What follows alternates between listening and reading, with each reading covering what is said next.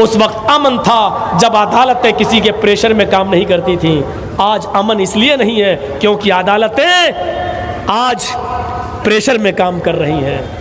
High court का जज अगर कहता है कि एफआईआर दर्ज होनी चाहिए भड़काऊ बयान देने वालों की, यानी कपिल मिश्रा की, जिस दिन ये बयान देता है 24 घंटे का अरसा नहीं गुजरता, उसका ट्रांसफर कर दिया जाता है। पर फैसला सुनाया गया, सजदा पर क्यों मंदिर बनाया गया। कोर्ट ने फैसला सुनाया मस्जिद की जगह पर मंदिर बनाई जाए और मस्जिद को थोड़ी देर में 5 एकड़ जमीन दी जाए। फिर शायर क्या कहता है, सुने।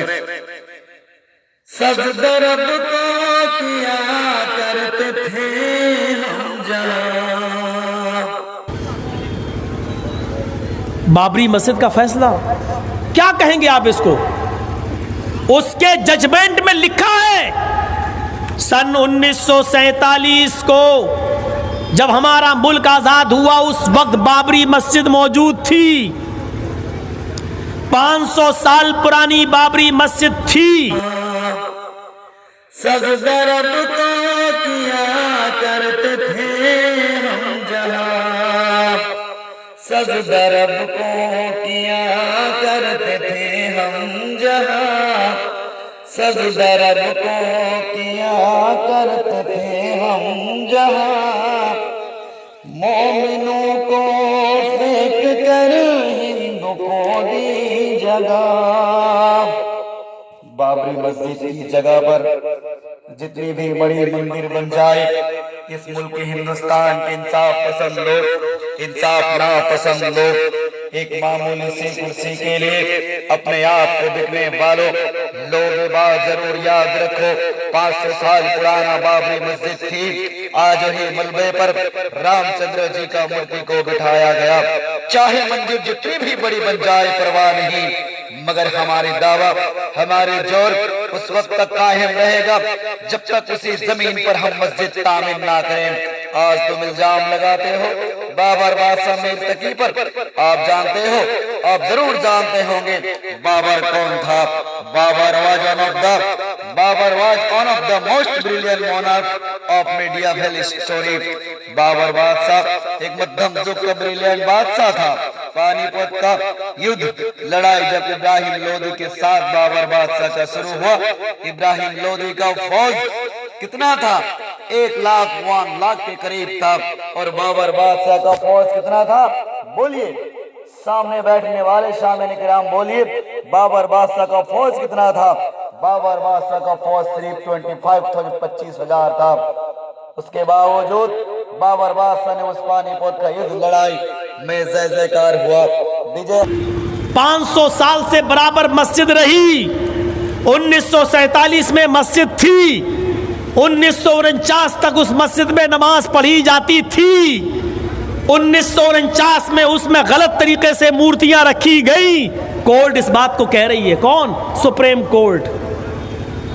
और 6 दिसंबर 92 को, सन 92 में 6 दिसंबर को बाबरी मस्जिद को जो शहीद किया गया, तोड़ा गया उस ढांचे को, उस मस्जिद को, वो भी गैर कानूनी था।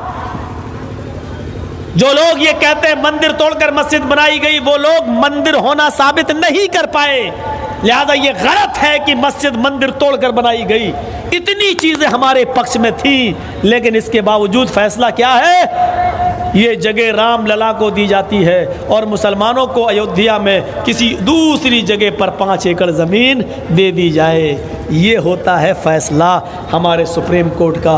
और फिर भी हमने अमन और शांति को बहाल रखने के लिए ये कह दिया कि सुप्रीम कोर्ट का फैसला हमें मंजूर है। हमसे ज़्यादा अमन वाला लेके आओ, हमसे ज़्यादा शांति वाला लेके आओ। अगर सुप्रीम कोर्ट का फैसला हिंदुओं के हक में मुसलमानों के हक में चला जाता तो दिल्ली से बड़ा झगड़ा होता, दिल्ली से बड़ी लड़ाइयाँ होती, दिल्ली से बड़ी गुंडागर्दी होती।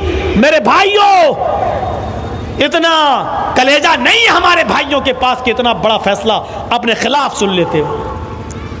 हमने हमेशा इस देश में अमन चाहा, इसलिए सब कुछ हमने अमन की खातिर कुर्बान कर दिया, बर्दाश्त कर लिया। धारा 370 कश्मीर से हटाई गई, हमने बर्दाश्त किया, कोई बात नहीं, अमन चाहते थे। ट्रिपल तलाक का मसला हमने ये नहीं देखा कि मेरे फेवर में क्या तुम्हारे फेवर में क्या, पूरी मुस्लिम कम्युनिटी से जोड़ा, लेकिन वो भी आपने सुप्रीम कोर्ट से अपने आपका फैसला तो चला गया बीजेपी गवर्नमेंट के हक में, हम उस पर भी खामोश रहे। क्या क्या आप हमारा इम्तहान लोगे? हमने इस देश में हमेशा अमन व सुकून चाहा, हमेशा अमन व सुकून चाहा। मैं जय जयकार हुआ, विजय हासिल किया। आज तुम इल्जाम लगाते हो किसी बाबर बादशाह और वीर तकी पर जो इस मुल्क की आजादी पर कितनी लड़ाइयाँ लड़ी थी। आप कहते हो मीर तकी के कहने पर बाबर बादशाह ने मंदिर तोड़कर मस्जिद बनाई, नहीं, 528 में बाबर बादशाह का कहने पर मीर तकी ने मस्जिद का निर्माण किया था, वो भी अपने हाथों से निर्माण किया था, वो भी अपने हाथों से निर्माण किया था। मगर ये नहीं, मंदिर तोड़कर मीर तकी ने मस्जिद का निर्माण किया, ये छोटी आरोप है, गलत दलाइल है। आप जानते होंगे दुनिया के अंदर सबसे बड़ा हिंदुस्तान के अंदर एक शायर था जिसका नाम मिर्जा गालिब था, उर्दू का एक बड़ा शायर था, उससे बड़ा शायर का मास्टरमाइंड कहा जाता है। वो कौन था? 1723 में आगरा के जमीन पर जन्म लेने वाला मीर तकी इतना नीच गिरा हुआ काम नहीं कर सकता। हमारे हिंदुस्तान के कोई भी धर्म से बिलोंग रखने वाले लोग एक ऐसी किताब पेश करो, नहीं तो किसी की हाथों से लिखी हुई एक बातें बता दो। बाबर बादशाह मीर तकी ने मंदिर को तोड़ शहीद कर मस्जिद का तामीर की। मैं खुद आले मोहम्मद आलम उस अयोध्या के जमीन पर जाकर एक वीडियो बनाकर पूरे हिंदुस्तान के, चाहे वो हिंदू हो या मुसलमान हो, उसके सामने हाथ जोड़कर संदेश पैगाम पहुंचाऊं। वाकईतन यही बात सच है। 100 करोड़ देश के लोगों बाबर मंदिर तोड़कर मस्जिद बनाई, बाबर मंदिर तोड़कर मस्जिद बनाई। किसी और की ट्रस्टी का जमीन पर हम अपने हुकूमत से मस्जिद बना लें, वो मस्जिद क़यामत की सुबह तक, मस्जिद तो छोड़ो सजदा भी कबूल नहीं होगा। मगर ये इल्म आपको होनी चाहिए, जिस जगह पर एक बार मस्जिद बन जाती है, एंड ऑफ द डे क़यामत तक वो जगह अल्लाह रब्बुल इज्जत की सजदा करने की मोहर स्टम्प लगा जाता है। बाबर बादशाह जरूर जानता था, बाबर ने कहा था मस्जिद बनाई जाए, मगर ये नहीं मंदिर तोड़कर किसी की धार्मिक जगह, पवित्र स्थान नमक करने वाले प्लेस को किसी और की सजदागाह बनाया जाए। ये बात अल्लाह रब्बुल इज्जत के पास एक्सेप्टेबल नहीं है। अल्लाह तबारक व तआला कुरान करीम के अंदर इरशाद फरमाता है, व कतबना अलैहिम फीहा अन्ना नफ्सा बिन नफ्सी वल आइना बिल आइनी, life for life, I for I. जब कोई आपका जान ले ले तो आपको जान के बदले जान लेना पड़ेगा। जब आपका कोई आंख ले ले, कान ले ले, तो आंख के बदले आंख लेना पड़ेगा। तब फिर कैसा बाबर बादशाह मीर तकी ने मंदिर तोड़कर उसी जगह पर मस्जिद की बुनियाद रखी। कतई इस्लाम इसकी परमिशन नहीं देता। ये बात हिंदू धर्म का श्री भगवत गीता भी वही बात कहता है। जब श्री कृष्ण जी ने कहा अर्जुन उठाओ तलवार, किसके खिलाफ? बहुरूपी राक्षस रावण के खिलाफ, मौत के करीब ले जाओ उन जालिम को। फिर अर्जुन ने पूछा किसको मौत के करीब ले जाऊं, किसका जान लूं? उसी का जान लेना पड़ेगा जो पराया जायदाद धन दौलत को हड़पता है। वो लोग उस वक्त बाबर बादशाह मीर तकी, वो लोग उस वक्त का घटिया सियासतदार नहीं था, ऊंचे सोच रखता था। कर लो आज जितनी भी करना है, तुम्हारी हुकूमत है। तुमने कश्मीर की धारा आर्टिकल को हटाया, तलाक की कानून में बंदिश लगाया, आज सजदागाह पर रामचंद्र जी का मूर्ति को बिठाई। उमर फारूक सीएम थे, पीएम थे, चाहे वो ईसाई की धार्मिक जगह चर्च को तोड़ फोड़ कर सजदागाह मस्जिद बना डालते। नहीं, इस्लाम इस बात को नहीं मानता। क्यों? इसलिए इस्लाम का नाम है शांति, नबी अलैहिस्सलाम का पैगाम है शांति। लोगे हमने इस देश में हमेशा अमन व सुकून चाहा, हमेशा अमन व सुकून चाहा। हजरत उमर फारूक के इस वाक़े से आप क्या सबक हासिल करना चाहते हैं? गौर करो, एक यहूदी लड़का अमर इब्न आस मुल्क शाम के गवर्नर के बेटे से कहता है अमर इब्न आस का बेटा यहूदी बच्चे से कहता, सुना बहुत अच्छा घोड़ा दौड़ाते हो, हमसे दौड़ा कर दिखाओ। दोनों ने घोड़ा दौड़ाया, यहूदी बच्चा घोड़े से आगे निकल गया, अमर इब्न आस का बेटा पीछे रह गया। अमर इब्न आस को के बेटे को गुस्सा आया, वो निकला और कहा, तेरी हिम्मत कैसे पड़ी मुझसे आगे निकलने की। उसने एक थप्पड़ उठाकर जड़ दिया यहूदी के बच्चे के। यहूदी का बेटा कहता है, मैं तुम्हारा मुकदमा इस शहर के गवर्नर की अदालत में ले जाऊंगा, अमर इब्न आस के पास ले जाऊंगा, अमर इब्न आस के पास मैं तुम्हें सजा दिलवाऊंगा। अमर इब्न आस का बेटा कहता है, आ यहूदी बच्चे तू कहीं भी चला जा, मेरा कुछ नहीं होगा, तू कहीं भी चला जा, मेरा कुछ नहीं होगा। तू जिस गवर्नर का नाम ले रहा वो मेरा बाप है, मैं शहर के गवर्नर का बेटा हूं, मेरा कुछ नहीं होगा। यहूदी बच्चा कहता, अच्छा तुम गवर्नर के बेटे हो, हाँ तब तो वाकई कुछ नहीं होगा। वो खामोश हो गया। एक महीने के बाद मदीने से गश्त करते हुए हजरत उमर फारूक मुल्क शाम आते हैं, मुल्क शाम की आवाम को जमा करते हैं और अपने कायम करदा गवर्नर अमर इब्न आस के बारे में पूछ रहे हैं, बताओ तुम्हें इनसे कोई शिकायत तो नहीं है, तुम्हें इनसे कोई शिकायत तो नहीं है। यहूदी भी मौजूद है, ईसाई भी मौजूद है, तुम्हें इनसे कोई शिकायत तो नहीं है, तुम्हें इनसे कोई शिकायत तो नहीं है। सारे लोग बोलते हैं कोई शिकायत नहीं है। उसी में एक छोटा सा बच्चा है, वो कहता है, आप उमर हैं? जी। आप अमीरुल मोमिनीन हैं? हाँ बेटे। बोलो क्या बात है? कि मुझे थोड़ी सी शिकायत है। उस 12-13 साल के बच्चे को अमीरुल मोमिनीन ने कहा, इधर आओ बेटे, बताओ। आए अमर इब्न आस, तुम्हें उस बच्चे की तरफ घूर के देखने की ज़रूरत नहीं है, इधर आओ। उसको अपनी गोद में बिठाया, यहूदी बेटे को, बच्चे को अपनी गोद में बिठाया, कहा अमीरुल मोमिनीन मुझे शिकायत ये है, दिल खोल के बोलो, तुम्हें कोई नहीं रोक रहा है। गौर करो, बेटा यहूदी उमर फारूक अपनी गोद में बिठा रहे हैं। कहा क्या शिकायत है? कहा अमीरुल मोमिनीन ये गवर्नर है अमर इब्न आस, इनके बेटे ने हमसे कहा कि घोड़ा दौड़ाओ, देखे कौन आगे निकलता है। उनके बेटे ने अपना घोड़ा दौड़ाया, मैंने अपना घोड़ा दौड़ाया, हम आगे निकल गए, इनका बेटा पीछे रह गया। इतनी सी बात पर उनके बेटे ने मेरे गाल पे थप्पड़ मार दिया। आप हमें इंसाफ दिलाइए। हजरत उमर ने कहा, बेटे जब तुम्हारे चेहरे पे थप्पड़ मारा तो तुमने अमर इब्न आस से शिकायत क्यों नहीं की, इस शहर के गवर्नर से शिकायत क्यों नहीं की? कहा अमीरुल मोमिनीन मैं आना चाहता था, जब मैंने इनके बेटे से कहा कि मैं शहर के गवर्नर से शिकायत करूंगा तो इनका बेटा बोला मेरा कुछ नहीं होगा, मैं शहर के गवर्नर का बेटा हूँ, मैं अमर इब्न आस का बेटा हूँ, तो मैं पीछे हट गया। मैंने सोचा कि फिर वाकई मेरा कुछ नहीं होगा। इनके बेटे ने ये जुमला कहा तो मैं रुक गया।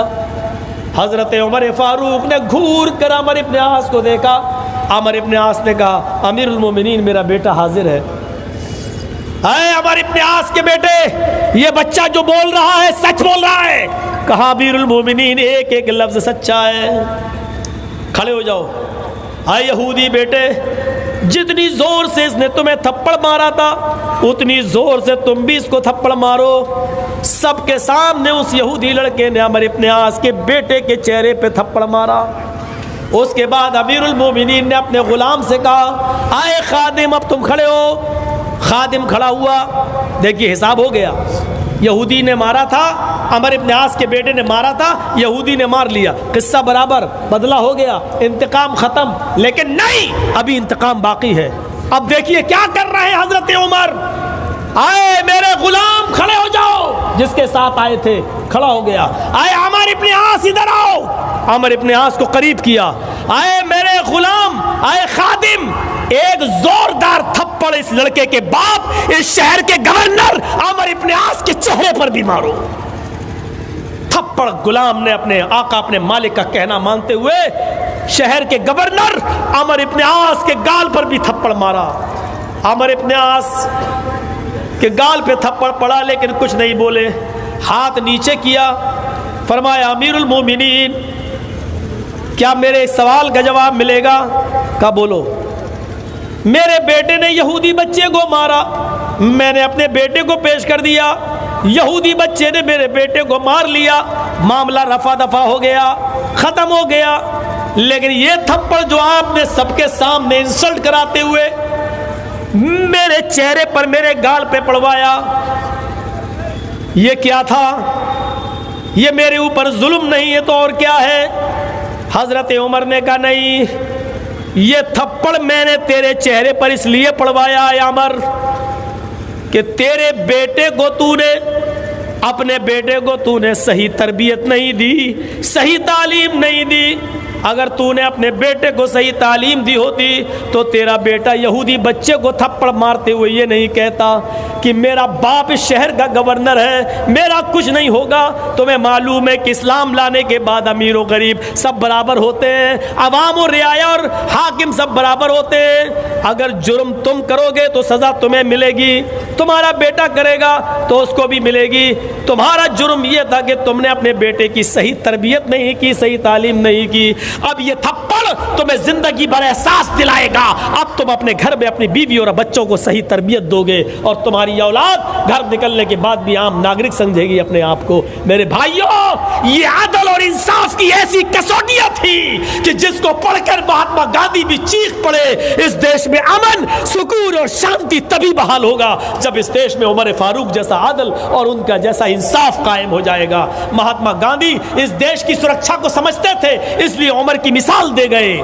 गोडसे और सावरकर की औलादें जानती हैं कि देश को कैसे तबाह किया जाए, इसलिए वो देश को तबाह करने में लगे हुए हैं। ये अदल इंसाफ के मामले थे। नबी अलैहिस्सलाम का पैगाम है शांति। अल्लाह तबारक व तआला का नामों में से एक नाम है शांति। जब अल्लाह तबारक व तआला से बंदे का मुलाकात क़यामत के दिन होगा, पैगाम होगा सलाम शांति। 15 अगस्त 1947 1947 में जब मुल्क आज़ादी के दिन, जब हमारे देश शादिल हुआ, बाबरी मस्जिद मौजूद थी। 500 साल पुरानी बाबरी मस्जिद भी 500 साल से बराबर मस्जिद बन रही। 1947 1947 तक मस्जिद थी। 1949 तक मस्जिद में नमाज पढ़ी जाती थी। फिर उसी साल 1949 में गलत तरीके से मस्जिद में मूर्ति रखी गई। इंडियन पार्लियामेंट कोर्ट इस बात को कहता है 6 दिसंबर 1992 को शाम के 5 बजे बाबरी मस्जिद को शहीद किया गया। जो लोग कहते हैं मंदिरें तोड़कर मस्जिद बनाई गई, वो लोग अब तक साबित नहीं कर पाया उसकी सच्चाई।